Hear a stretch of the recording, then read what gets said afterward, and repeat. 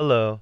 Today we will walk you through how to insert URLs into your messages and track click-through statistics. To get started, you will need to compose a new message. You can do so by selecting Mass Messages on the navigation bar found on the left-hand side of the web page and then pressing Compose. Once there, we can go ahead and create a new message as normal. If you are unsure of the steps to create a message, please watch our tutorial on how to send a message. When creating your message, you might want to elevate your communication by inserting a link.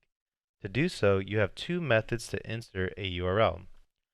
Copy and paste your desired URL directly into your message, or utilize our exclusive URL shortener for a dynamic experience. Opting for our URL shortener not only conserves characters, but also grants you insights into click metrics, including total and unique clicks. Keep in mind that choosing the URL shortener deducts 29 characters from your character count. Should you decide to manually paste your URL, you'll miss out on the valuable click-through statistics. To effortlessly insert a URL, compose your message, then click on the shortened URL icon located above the message body entry. A user-friendly menu will appear, allowing you to input your URL in the designated text field under URL address. Click Insert and voila! Your URL will seamlessly integrate into your message, displaying as shortened_URL1. The shortened link generates upon sending, ensuring a polished appearance for your recipients. After sending your message, delve into your wealth of valuable data by navigating to your message history. Experience the ease of reviewing your past sent messages in style. Head to your Mass Messages and select History View. Locate the message containing your shortened URL for analysis.